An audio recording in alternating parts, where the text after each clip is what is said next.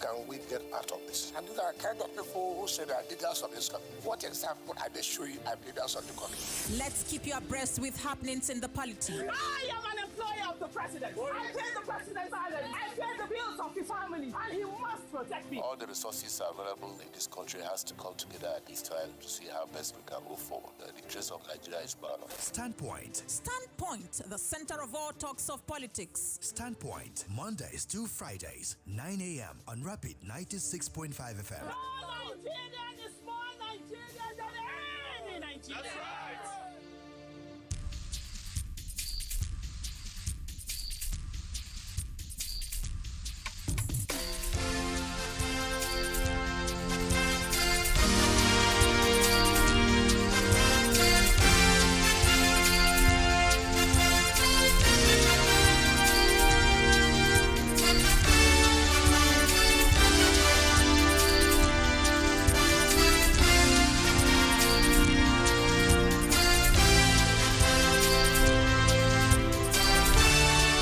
Good morning, Abia State, Nigeria. Welcome to Standpoint, the center of all talks of politics. Today, Thursday, being the 12th day of September, 2024. My name is Moses Ben.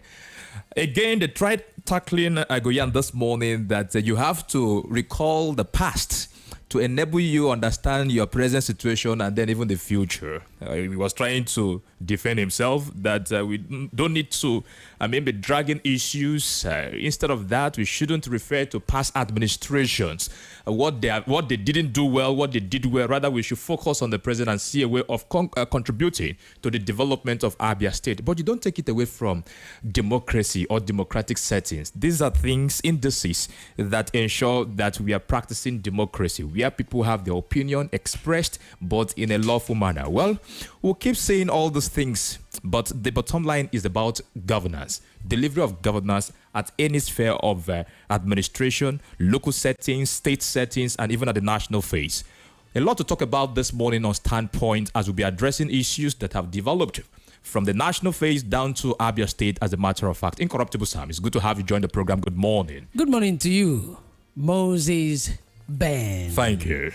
A beautiful Thursday morning, and as always, we gather here. Yesterday was for sermon delivery. Yes, and we delivered. Trust us when we gather here. We are men of God, and when the microphone is on, yes, there might not be altar, but you can call it shrine, because as we are in, it don't misbehave.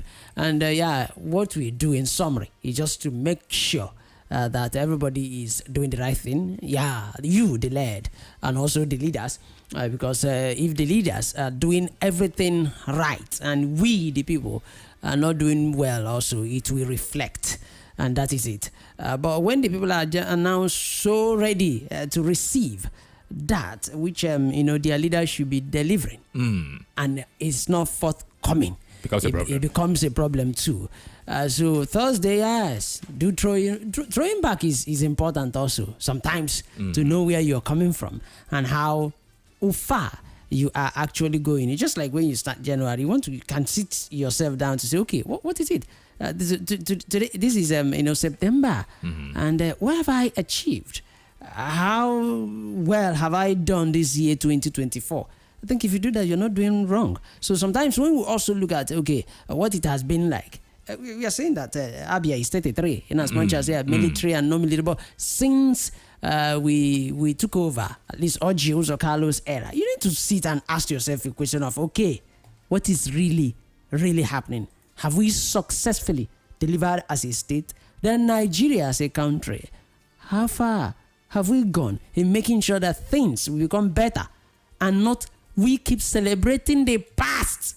Because from what I have noticed in Nigeria, Obasanjo's administration, somehow better than that of Yar'Adua a bit. Good luck, Jonathan. I would say better. Obasanjo's own is better. Then Good Luck Jonathan came in. We are like, okay, let's see. Then when Buhari took over, we are like, Jonathan, we will miss you. After all, he told us that we will miss him. Now, guess what? We are missing Buhari's tenure. That we cried that things were worse then. Now, Tinubu's administration. Because of Tinubu's administration, that's why people are saying that they are missing the administration of Buhari.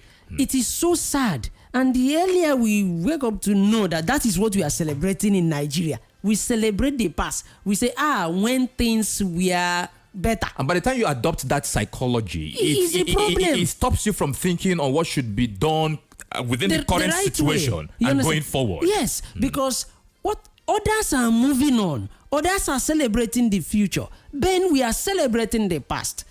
I've not been to America. I can't stop saying that. But I've been to Benin Republic. 2010, their currency had no. In fact, when Naira is talking, CFA will run away. But guess what? They have overtaken us. The economy is becoming stronger, and we are still here. Yet we have leaders We are still here, within the corridor of power. feeling comfortable. So many other African countries are leaving us behind. Gambia's currency is better than ours. These are guys doing something to make sure that they will celebrate future. We are still celebrating the past. God forbid that in the next 8 years, we will say that Tinubu's administration will be better than the one will come. It will. It will be disastrous. To be disastrous, of course. A lot to talk about on Standpoint this morning as we'll be looking from the national phase where Borno flood and the escape of over 280 inmates, concerns on public safety and security. I can remember the discussion we had with one of our security experts that talked about when inmates ran out from prison, they will come back to the society, Sure. and then they will still return to what they did that led them to the correctional center. On that note, issues and concerns on court's 100 million naira bill granted to 10 bad governance protesters. Then the question again, has the government of the day been able to handle the issues that were presented as demands as a result of that protest? We'll come down to Abia State. Pensioners have come up again to say, Governor, we have not forgotten. You said that you had used 9 billion naira to settle pensioners' arrears, yet you told us that we wrote off our gratuity and pensions. That is not a true position. All these issues will be handled on Standpoint this morning. We are being joined by our guest, of course, the Vice President, International Security Association, Sir Chikwe Udensi. Good morning, sir, and welcome to Standpoint. Good morning. Thanks for having me, Ben.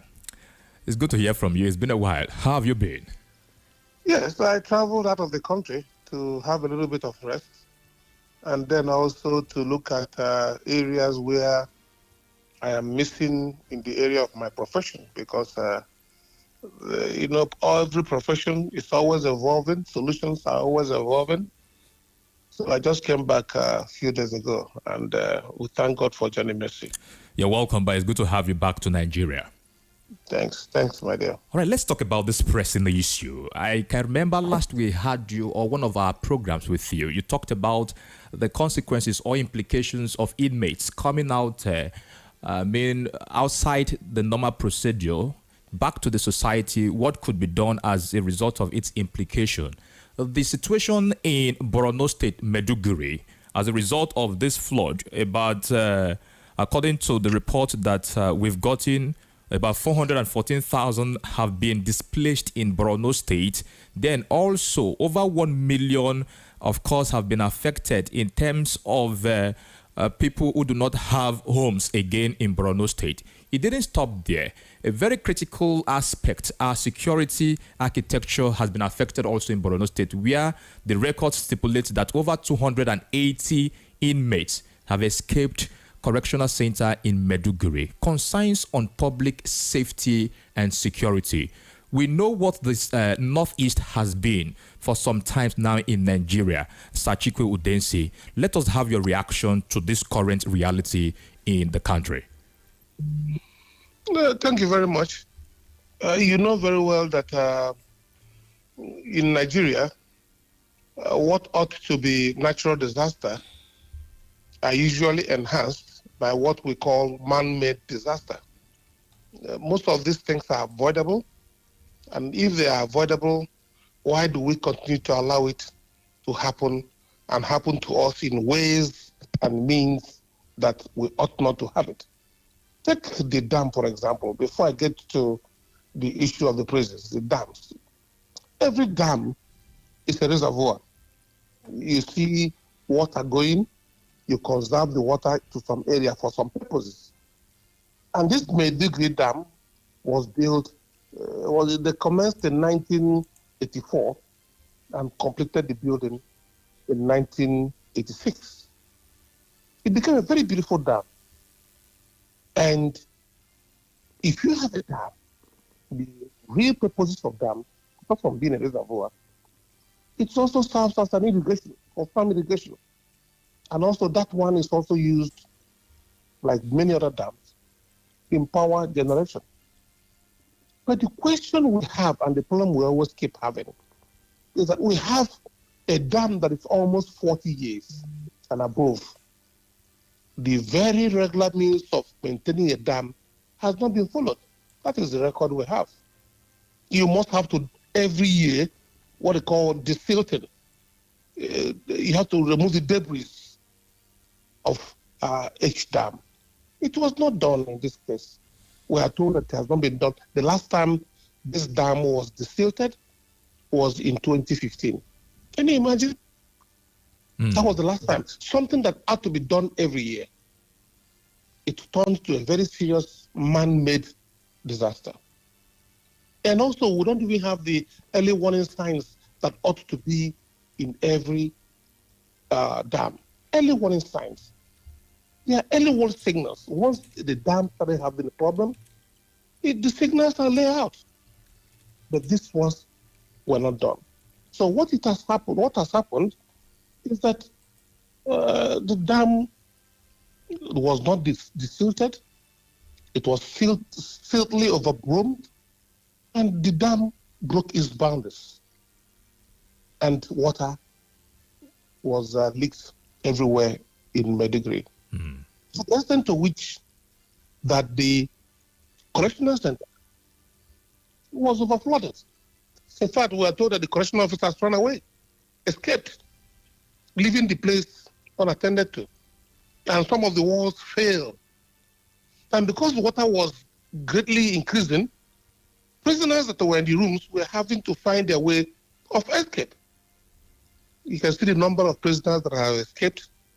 And the important thing about the Medigri prison is that this is the bedrock of early insurgents we had in the country. And it was keeping so many of the criminals, very bad criminals we had. So these criminals were the ones that have escaped. And we are told that one of those pastors that was also being condemned for killing was also, he also escaped. So this is what we have there. It's a very dangerous situation. It's a very disturbing situation. And right now, there is no sizable effort to commence the process of going to look for those who have escaped from the prison, because the whole situation is still highly embedded with serious water levels, very high water levels. So this is the situation we have in Medigri, and it's a very serious disaster for the nation. All right, sir. You've painted a lot when it comes to the Alor Dam of a thing, a number of years that it's been there. I can remember either in June or July, the Nigerian Meteorological Agency came up with their prediction of, let's say, thunderstorms, rains, and all of that, and gave warnings. On that hand, how do you assess the readiness of our government across board, other national, state level, or what have you, when it comes to these issues of natural disaster? Because these warnings will be out there. Then, talking about these inmates that have escaped, what are the implications? We know what the Northeast is all about when it comes to insecurity, banditry, and terrorism. What are we foreseeing? Because these persons are coming back to the society. We've not gotten record. The record we got was that about 3 of them have been apprehended again against over 280, sir. Is this not a threat to our security settings still in the Northeast Nigeria? Yes, the problem we have, the problem of non-maintenance and non-adherence to even basic standard operating procedures in Nigeria is so well known. It's not only in this area, almost in every area. Look at our medical setup. The non-adherence to set rules and regulations, and also meeting standards, international standards, has always been a problem for us. In this instance, the dam, there was no attention to the dam. It was man-made. there was no attention to the dam. The issue of recovery of 3 persons, no, they were still within the area. They fact, they didn't really want to run because their term to be released was almost due. So they were still within the frontage of just making sure they are not being consumed by water. That was why they were apprehended. The rest of the people have all gone. And the danger we have here is that the Maiduguri area has been a flashpoint, like you know. And these are where the hardened criminals were being kept. These were the prisons where people who had life sentences. In fact, some of them are waiting execution.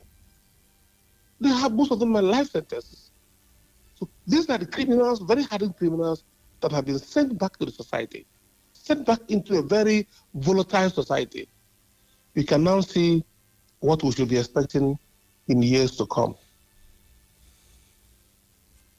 All right, we hope that the Nigerian government will be able to address this issue because the warnings that we had in the month of June and July pointed out about 15 states. Borno State was also mentioned, Benue State, Jigawa State, part of Kaduna also, Kano State, Katsina State, and Niger State also. I can recall a similar thing is happening at the moment in Rivers State. We hope realistically that our government will wake up on time so that lives will not be negatively affected. Already people have missed their valuables and their belongings. Let us come down to another issue that is burning the minds and hearts of Nigerians. Talking about the End Bad Governance protest that took place between the 1st and 10th of August. Now, this week, sir, the court has issued 100 million naira bill to 10 of these protesters. That's to say 10 million naira each, with certain conditions that the sureties must be one who resides in Abuja, must have property in Abuja and all of that. People have been saying that protest against bad governance, hardship and hunger. Look at where it has resulted to. What do you make of this reality in the face of this economic hardship in Nigeria, sir? When you juxtapose what you have just said, juxtapose it with the fact that you are talking about a government that have been all these years have been all about protests. It's a government that has been protesting when they were in opposition. They were protesting severally over what they perceive to be injustice, what they perceive to be maladministration. These are people who have been in the forefront of justice, forefront of human rights. Look at, these are the people who are in government today. These are people who have left the country and they were brought on exile on the basis of human rights. Now, the same people have been asked to rule us. We can now see the disaster that we have.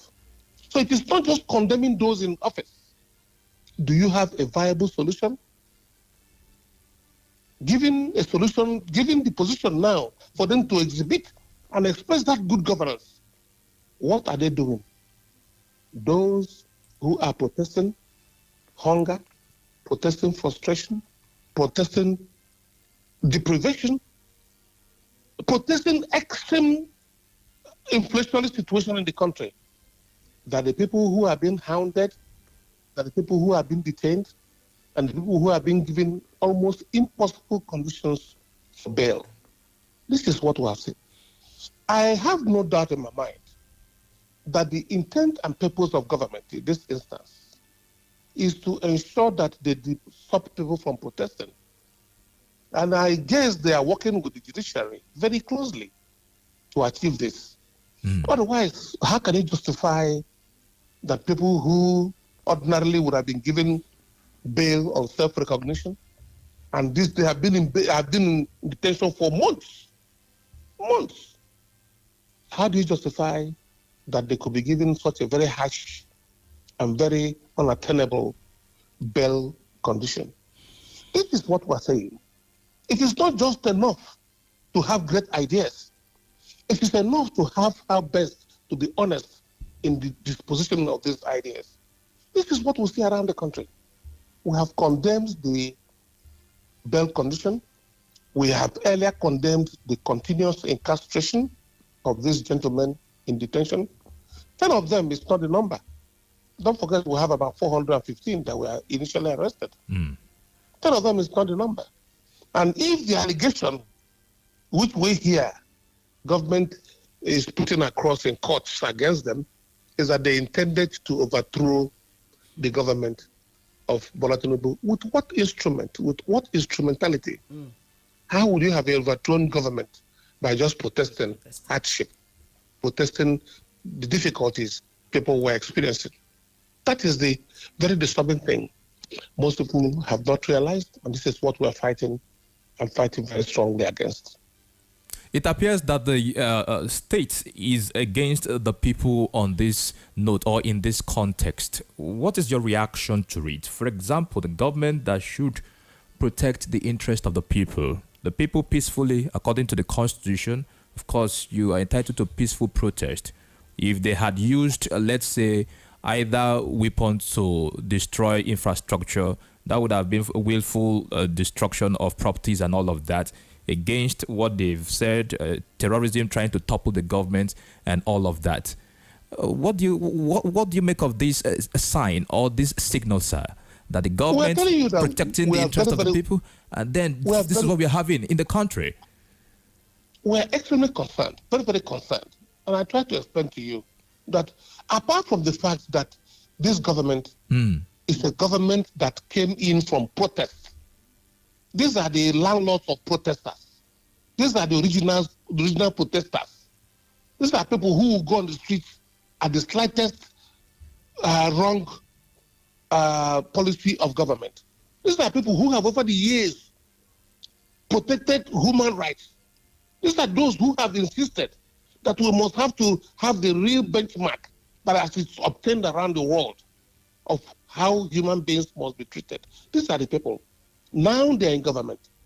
They have forgotten yesterday all those their preachers, all those their rallies. Today, they're the ones charging those who are on protest as being those who want to violently remove those who have been elected in government. That is what the problem is. It is not necessarily that people are being charged. No, we are talking about those that are charging them. Those that ought to know better. Those whose job it is to have protested over these years. In this country, we know. They are the same people who now they are in government.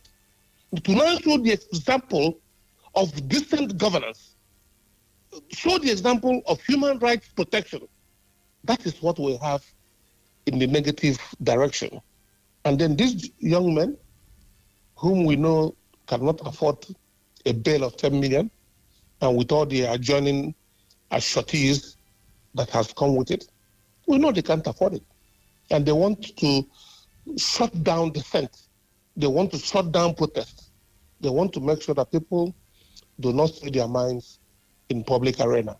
That is what we're seeing. And it is very, very disturbing. Sir, do you see signs and the possibilities of this government addressing these issues? Given what one of a former All Progressives Congress National Vice Chairman, Lukman's assertion, stating that 9 years of All Progressives Congress in power is worse than the 16 years of the People's Democratic Party in power? Well, I don't want to make those kind of assessments.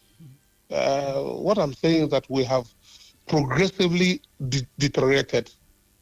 The life for people have progressively been cut short. The living conditions have progressively been reduced. And everybody's running away from the country. I just came back from Europe. I toured almost 5 countries in Europe, and I met our people. They're not happy being in Europe. They're not happy leaving their country. Yeah. But what choices are open to them? They have to run away to survive. They have to go to where they can eke a living. Not even make a living, eke a living. These are places where they have to do all kinds of jobs, menial jobs. And these are graduates in even postgraduate levels. They are all over the world, very suffering. and knowing that they ought to have a place in their country where things could be better. This is what we have. And I tell you very clearly, very, very clearly, that I do not want to take part in the crowd of saying this other government was better, this other government. What we're saying is that we need people that will make the country better. What we have right now are not the people. They are not the people. We are still looking for a Daniel that will come to judgment. But Nigerians voted this administration into. Well, that is what we know. Nigerians voted. But if we make the mistake of voting the wrong people, of course we'll make the mistake of changing it. Right now, the people are suffering. And the unfortunate thing, when you talk about voting people in, we're not talking about just a political party. When you talk about APC or maybe PDP being better than APC, I don't believe that. Look at every state. You see that there are different political parties running those states. Those political parties are failures in total. Abia State is not being run by PDP. It's being run by a Labour Party. Other places are being run by PDP. And then at the national level, we have the APC. But look, generally, you see that government everywhere, in all the political parties, have ignored the welfare of the people. They have all of them, all the political parties. They have ignored the welfare of the people. They are concentrating in their own personal and selfish aggrandizement. Look at the president the other day. Despite the hardship in the country, the president had to, we are told, unleash $150 million to purchase a private jet for himself. $150 million in a deprived economy like this? Look at how the governors are going around. Look at what they take as security vote. Look at the way they move around. It's still big convoys. Some of them in 20, 30 vehicles at the same time in a deprived economy. The other day, we saw some of the security chiefs here in Abuja. The way they move, massive convoy. Chief of Army Staff, Chief of Defense Staff, Chief of Air Staff, Chief of Naval Staff, even the Inspector General of Police. Look at their convoys. Look at all their convoys. They do not represent the sufferings and the yearnings of our people.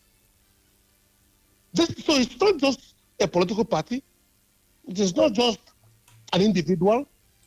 It cuts across all those who are in government, even those who are heads of the parastatals. It's they move as if they are the overall of the country. Heads of parastatals. And don't forget, we have quite a lot of them in the country. Almost 500 ministries, heads of ministries and parastatals we have. And this is exactly the problem we are suffering in society today. Those who have been given the opportunity to run the affairs of this country have been so inordinate and have not taken the masses into consideration. It is not just one party, all the parties, all the political parties. And that is what we see. All right, sir. Talking about government everywhere has taken interest of the people. They are no longer paying attention to what the people are going through at the moment in our country, rather serving their own pockets. We'll concentrate on the position again, talking about pensioners in Abia State, saying that we didn't forfeit our gratuities, pensions to Abia State government. That will be after this break. This is Standpoint, the center of all talks of politics.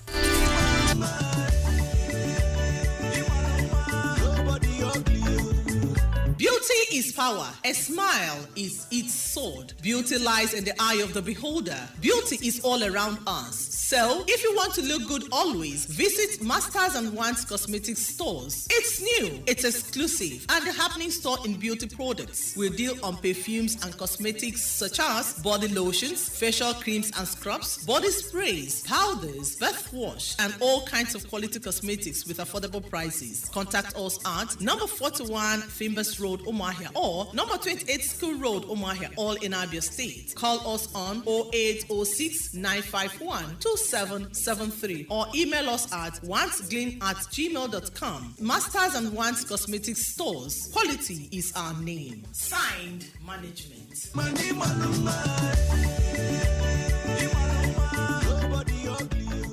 Listen to this announcement. Umunnochi local government area of Abia State, under the distinguished leadership of Ndubisi Ike FCA, Mayor of Umunnochi, invites the general public to a day out with people living with disabilities. Theme: from limitations to possibilities, harnessing the potential of persons with disabilities. Sermon by Right Reverend I. Tasie JP, Bishop of Methodist Church, Diocese of Nochi. Guest speaker Onyebueke Dean Kelechuku, BSc MSc. Principal partner Solace for the Hurting World, recipient of a Soldier of the Clutch Award by the Federation of Disabled Nigerians. Managing Director, Brilliant Finish Nigeria Limited, and Managing Director, Gildian Hotel Limited. Royal Father of the Day, His Royal Highness Eze Franklin Ohalezim, Chairman, Umunnochi Traditional Council. Date, Thursday, 12th September 2024. Venue, Umunnochi Local Government Area Headquarters. Time, 12 noon prompt. Signed, Ndubisi Ike FCA, Mayor of Umunnochi Local Government Area. From Umuahia, Nigeria, Rapid FM 96.5, the sound of your city. Let's talk politics, dynamics, and permutations. It's a concern that we have for our country, Nigeria. So this is beyond partisan politics. Nigeria is on drip. Nigeria is on oxygen. And how can we get out of this? And these are kind of people who say they are leaders of this country. What example are they showing as leaders of the country?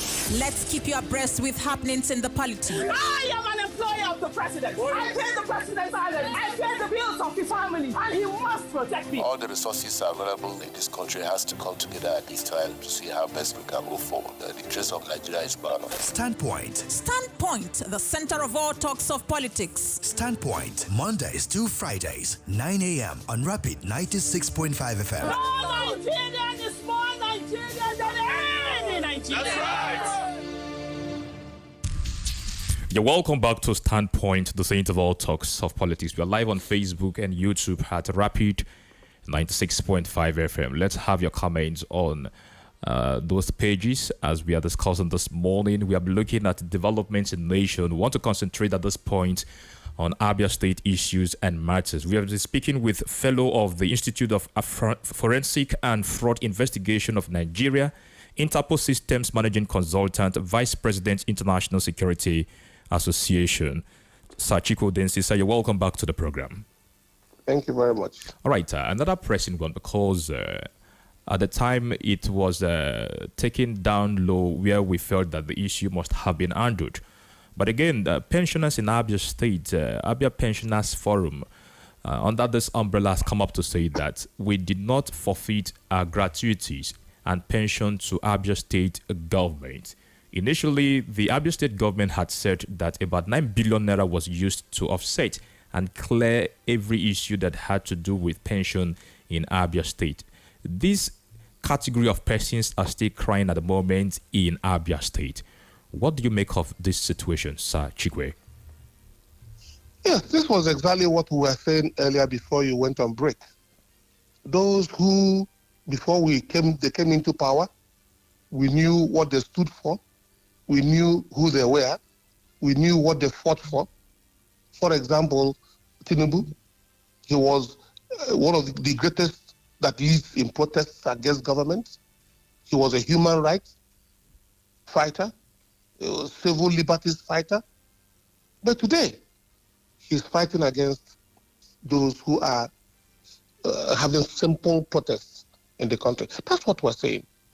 Don't forget that before 2023, that the whole of Abians were sick and tired of non-payment of salaries, non-payment of pensioners, non-payment of payment gratuity of pensioners that have lasted for more than since 2021. People were angry. So those who wanted to enter offices took advantage of this loophole and they campaigned on them, including this governor.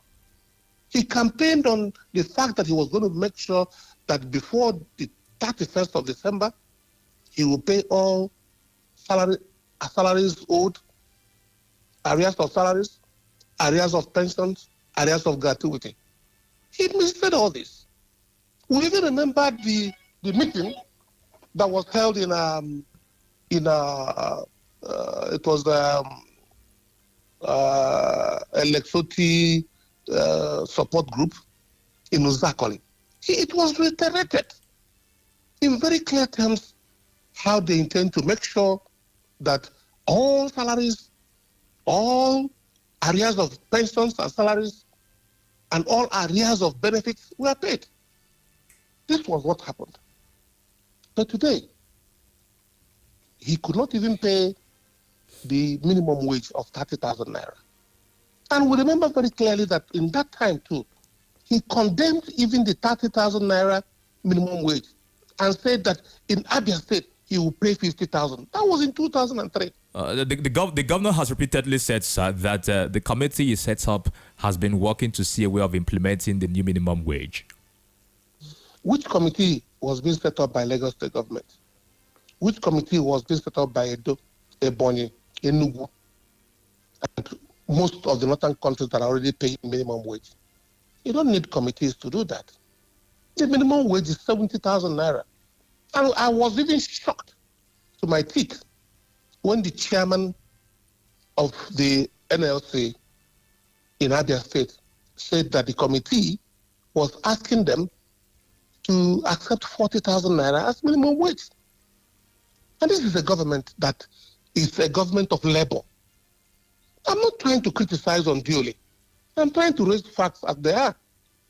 And don't forget very clearly that in the media chat of this governor, 31st December of last year, the media chat, the governor apologized to the pensioners and said that the delay in clearing their arrears was as a result of he only budgeted 10 billion. And he suddenly realized that the total amount that is required is 20 billion. That's what he said. I recall that I was on one of the radio stations and I said, yes, good idea. It wasn't done before. Now you have budgeted 10. You can pay to the extent to which it can hold 10 billion. And then subsequently, if you have money, you pay the rest. Only for us to hear in March that there was an MOA, Memorandum of Agreement, that the whole amount has been paid. It was everywhere. I commended the government, having cleared the arrears, only to find out that the Memorandum of Agreement was that they are going to forfeit their 9 years of pension and gratuity. Where is that being done? As much as I commend this government for the area of enhancing the infrastructure, they have done very well in infrastructure, and they have been commended for that. But in the area of payment of arrears that you promised, they're not been done.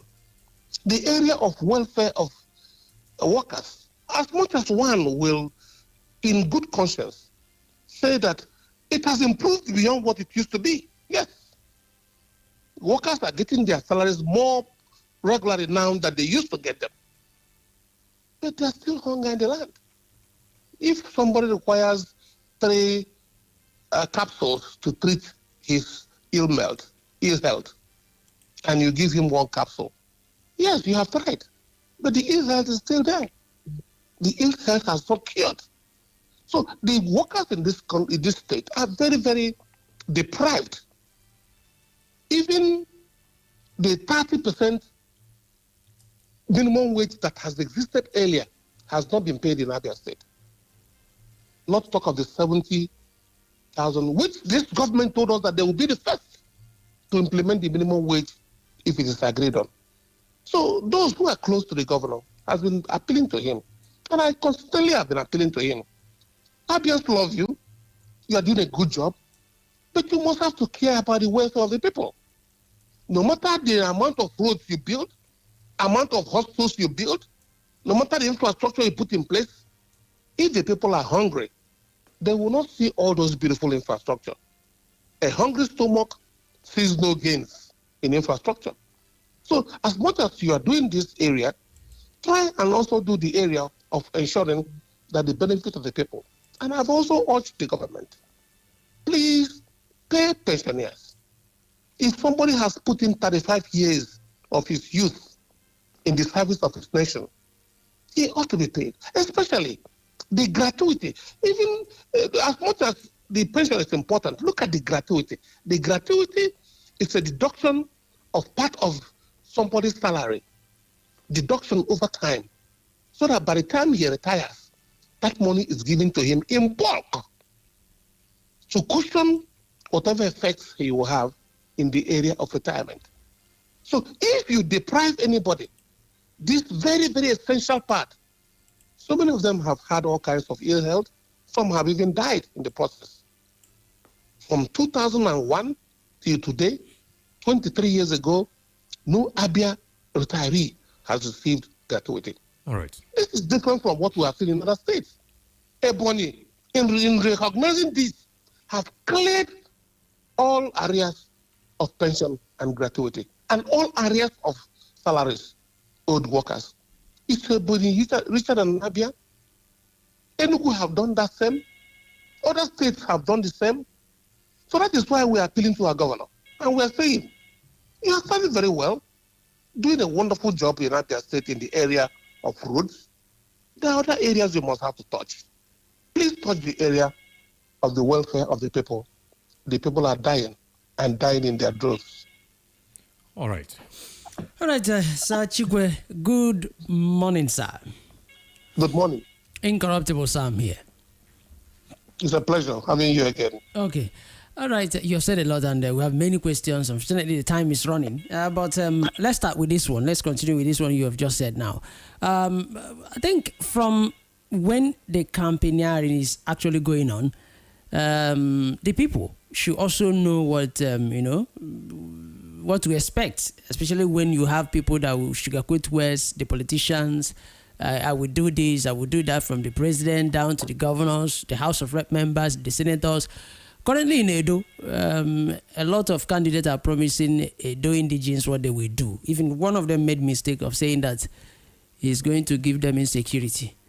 I don't know if that is incompetency or what. Now going forward, what is your advice to Nigerians whenever these politicians come telling them whether the ones they will do and the ones they will not do? I think I want you to advise us.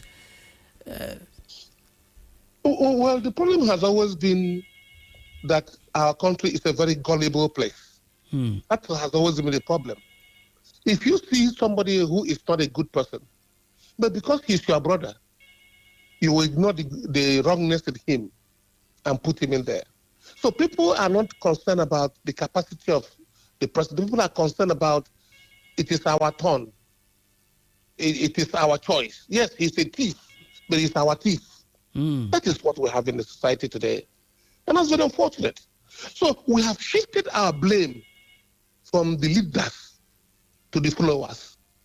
Most of the problem we have today come from the followers because they are all interested in getting the initial gain. Do not forget that I contested elections too. I rejected all the promises.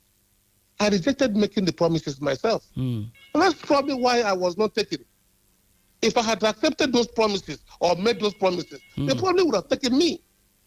But I cannot make the promises I cannot keep. But people are at liberty to make promises even when they know they cannot keep those promises.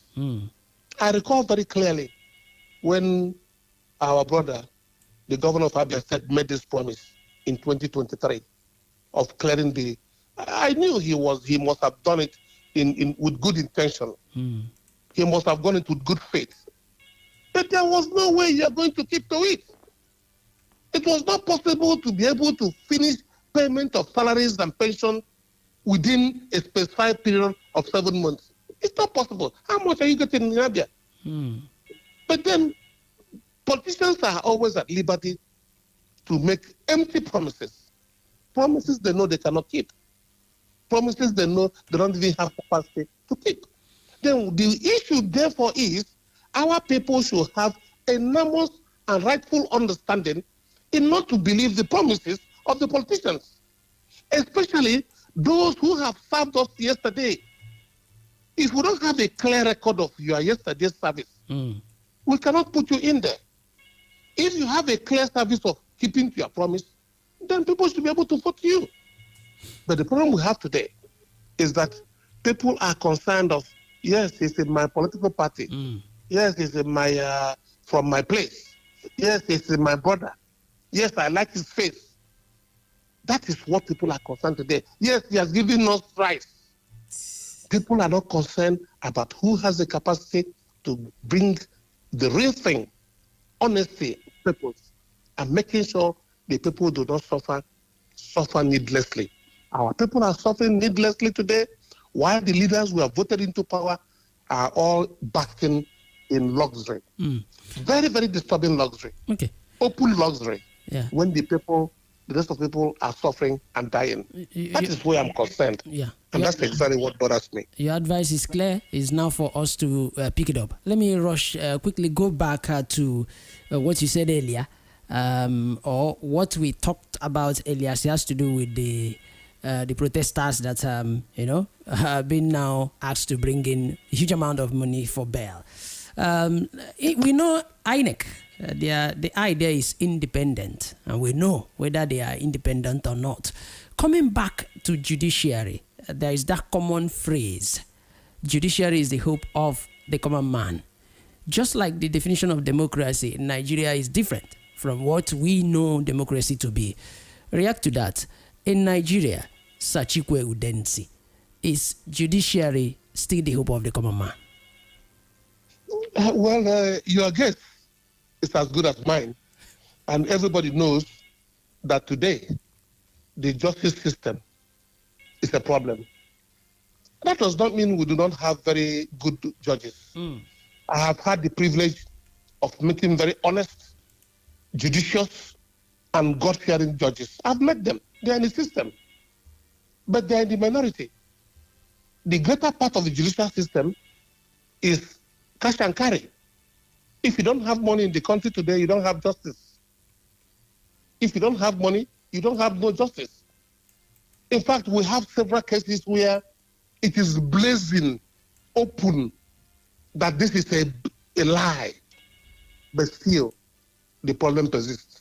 The situation can best be described by Abakoba, the senior advocate. Abakoba said that when he was coming up as a lawyer, it used to be what the law says. Today, it is what the judge says. It is no more what the law says. That is the situation we have in the country today. The law can say one thing, and the judge and the judicial system says another thing altogether. So the problem lies in the character of our people. We don't have people with decent character. And then there's no level of retribution. There's no deterrent. There's no proper deterrent. People behave anyhow they like, do anything they like, embezzle our funds, and lie to the people openly and still get away with it. With that lack of deterrent, the judiciary, the executive arm, and the legislative arm in the country have turned to be a big scandal, a very fraudulent scandal. And if we do not do something to that effect, if we don't change that trajectory, if we don't change this process, I have sympathy for those generations coming after us. All right, sir. Let's bring in the thoughts and opinion of our listener this morning on 0916000 or 09163333965. You can as well pick your comments on our Facebook and YouTube pages at Rapid 96.5 FM. It's good to have you join the program. Good morning. Welcome. Your name and location, please. You have 50 seconds. It's okay. Who's the man know this name? I'm calling from Umar. Good morning, Good morning, Sachikwe Udensi and Incorruptible Sam. Welcome. Please, I want to thank you once again for educating Abians and calling a spade in this government. I need to applaud the government where they are doing well, but criticize them constructively where they're not getting it right. The issue of pensioners in the States can never be overemphasized. It's very, very unfortunate that these people, the government of the day that Abians thought and Nigerians thought that the best, have turned to what I don't know. You can't tell me that you teach a pensioner, people that made it possible for you to become the governor, they will fulfill their hard-earned 5 years of suffering. Where a pensioner a retired pensioner cannot afford to buy a plot of land. The governor is telling them that they should fulfill their gratuity. Don't talk about the 70,000 minimum wage. Yet they are still bargaining and rebargaining when Ebonyi State that doesn't have oil have implemented their own. Other states have implemented their own. So I want to bring to your conscience, please. I saw a video that shows that Ezaro, this gate was barricaded with military people. Please investigate this. You're the security expert. Let's know what is going on in this state. The Ezaro, Idei, the other man that was overthrown, they brought the person that is from the government to take over from him. His palace was barricaded with military people. All right, Usman, I will share the video. So the government should do this. All right, thank you. You have used the time, Usman. We appreciate you sincerely. 09160000965 or 09163333965. You're welcome to Standpoint. You've got only 50 seconds to make your point. Your name and location. Good morning, Moses Ben. Good morning, sir. I'm also fortunate. I'm calling from Omai. Welcome. In as much as we criticize this government, it is good we applaud them where they get it right. It is still under this administration that the pensioner could afford 1 million naira refrigerator to sell sachet water. A retired teacher.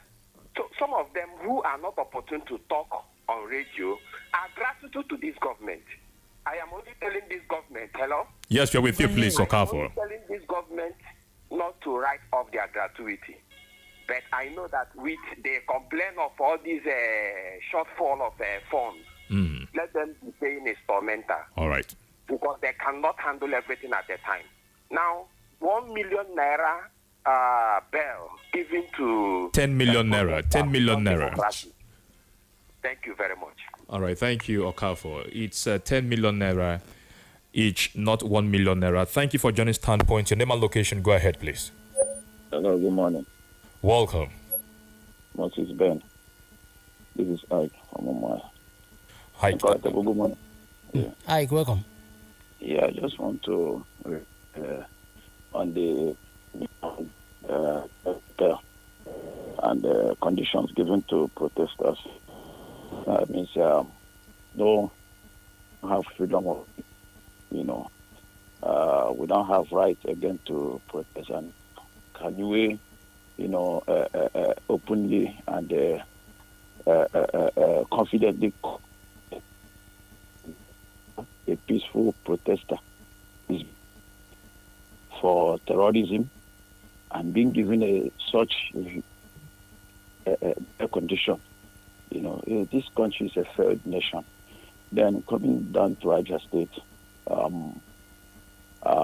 we have to commend the governor. Yeah, he's doing well. If you check from the past where we are coming from, I know of a lot of pensioners who died. All right, Ike, we're running off your thoughts, please. I'm almost rounding up. What I want to say is that he should revisit that memorandum and lift that. If he cannot clear the areas, let him leave it for the next government. All right, Ike from Umaya. They dealt with them. All right, Thank you very Ike, much. we appreciate your contribution. 09160000965 Standpoint. You're welcome. Good morning. Hello, good morning, Mr. Ben. Welcome. Good morning, Mr. Silverstone and Mr. Chicken. Fine, Chichi, welcome. Good morning.